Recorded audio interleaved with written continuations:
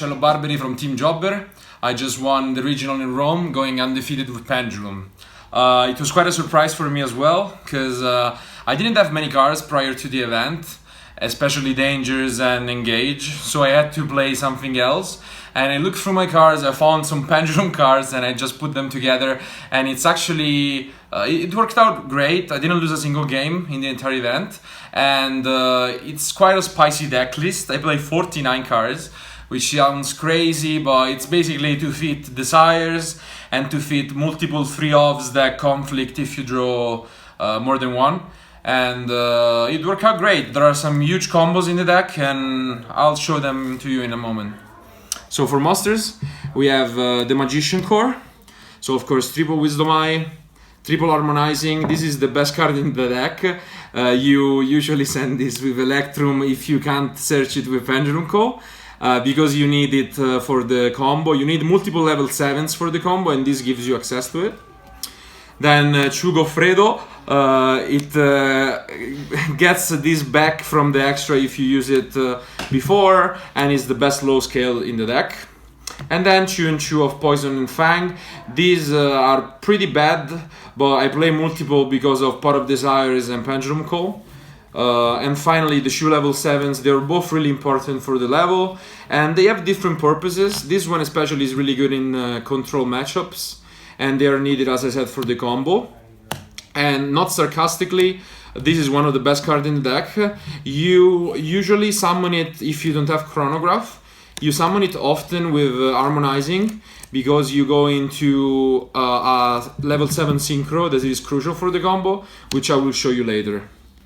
The rest of the Pendulum monsters are pretty much all extenders. So triple Chrono, the Mythical Beast package, nothing to say. And triple Abyss Actor, they were borrowed to me, so I only have one now. And the last extender is one play-in. It doesn't really matter, I just wanted one more extender to get 10 plus the Foolish Burials. And it's actually 2200, which is really good against like Inspector Border or stuff like that. And of course the Supreme King Engine, which is super important in this deck because the gate is a level 7.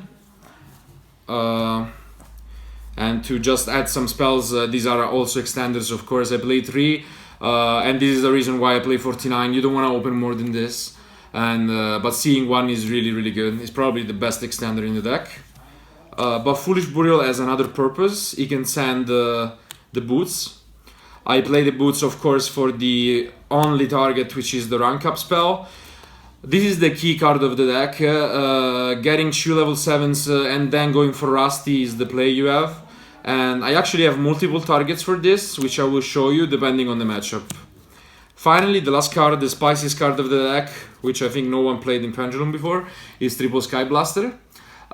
Essentially, the idea is that if you open any of the extenders and Sky Blaster, just like in Thunder Dragon, you're able to go for Saruya, which is insane because it gives you free zone to Pendulum Summon for, and you can also get a special, and it's just so many draws.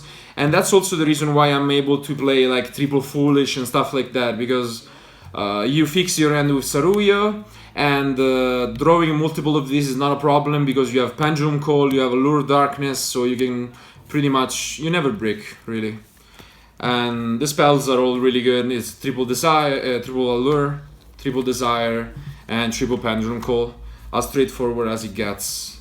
And the Pot of Desire is it's also really important post side deck, because in Pendulum you need as many cards as possible to play.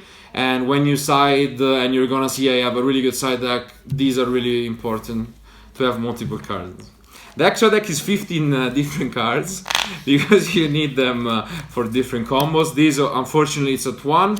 And the funny thing about this one is that when you open the Sky Blaster, sometimes you don't even use the Electromite in the first turn because you don't need it, and you save it for turn 2. Then you have the 2 cards for the Sky Blaster combo. Underclock and Rusty, which are for the Phantom Knight combo, of course. You go for Taker using the Electromite or Saruya, and then it's the dark you need for Rusty. Then Borderload, just because it's really good against Thunder Dragon. And the last Link Monster is the worst card in my extra. I basically had 14. I was looking for the new Borderload Synchro. I couldn't find it, so I just used this. I actually summon it a lot of times, but it's probably the worst. You can definitely cut this. And then, as I was saying, I have multiple targets for the spell. I have both the Time Thief and Azathoth, and the Rebellion Dragon and the Kali Yuga. Basically, what you can do, so everyone knows the Time Thief and Azathoth combo, and the thing where it gets interesting is the Rebellion and Kali Yuga. Basically, when you have 2 level 7s, you go for the Odd Eyes Absolute, and when it gets sent to the graveyard, instead of summoning Vortex, you can summon Rebellion, which is a Vanilla 3000. But then, since it has no material, you can upgrade it to Kali Yuga, and it's essentially similar to Azathoth, because the turn is summoned, all the cards on the field are negated, and there cannot be activated any cards on the field. And it's also a Heavy Storm for both players. So basically, depending on the matchup, if I play against like Soup Terror and Sky Striker, I go for the Kali Yuga. While if I'm playing against Thunder Dragon, I usually go for Vortex plus Azathoth, which is always game, because the only way they prevent this is like Twin Twister or whatever, and if you have one negation, there is no way that they can out this. And finally, the Synchros. Ignister is just the most versatile one, going second to out any Thunder Dragon monster. And the best card is Metro Bust. This is the card you go for, which I was talking about with Time Gazer and Harmonizing. Basically, if you have a level 7 as a scale, especially with Pendulum Call, then you go for this. It gets Metro Burst and it summons a scale. So you get back one of the level 7s and you just go for the Odd Dice. And the really cool thing about this is that it has a second effect, which is your opponent effect cannot be activated in battle phase. So it negates Ray, it negates all the Thunder Dragon effects, of course not the fusions, but like the small ones, and it's pretty good. Finally, the side deck, the reason why I played this deck, honestly, it was to fit Lava Golems and Sphere modes. These cards are just insane against the combo decks, any Thunder Dragon matchup, since you can play without your normal summon quite easily. And then against control decks, I also went super heavy with Dankos, Twisters, and Evenly. This worked out great. I destroyed Sky Strikers all day, especially because against Sky Strikers, they give you an extra zone, so it's really free.